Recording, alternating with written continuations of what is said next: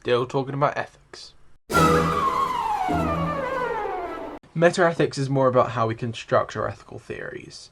So there are two main branches within this. There are cognitive ethical theories and non-cognitive ethical theories. Cognitive ethical theories are things such as objectivity and subjectivism, which argue completely differently about the nature of moral knowledge. So objectivity says that we can have moral knowledge, and subjectivism says that we can't have moral knowledge.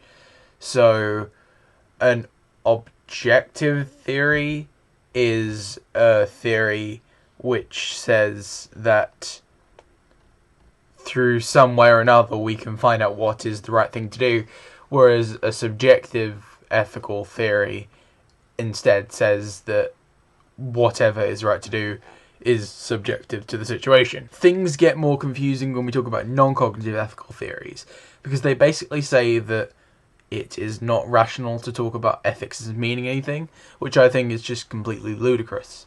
The main non-cognitive ethical theory is emotivism, and emotivism effectively says that whenever we make a statement of morals, such as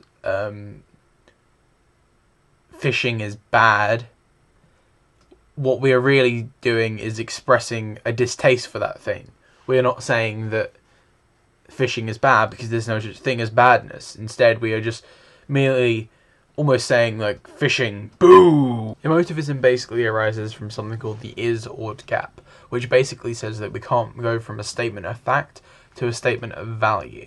For example, we can't say the murder was violent, so we can't kill, or so killing is bad, because there's no evidence of that in reality. For example, David Hume has an example of seeing a murder scene, and he says when you look at the murder scene, you can see all the violence and the gore and so on, but the vice entirely escapes you. Emotivism is particularly shitty because it comes up with the idea that everything is equally valid, which just isn't good for life, I would argue. Hilary Putnam says that it is easier to say that's a value judgment than to do what Socrates taught us, to examine who we are and what our deepest convictions are, and hold those convictions up to reflective examination. Basically, it's not only a thought stopper, it's a discussion stopper, because everything is okay, because I can't say, oh, you did that was a bad thing. You're just like, that's your opinion, bro.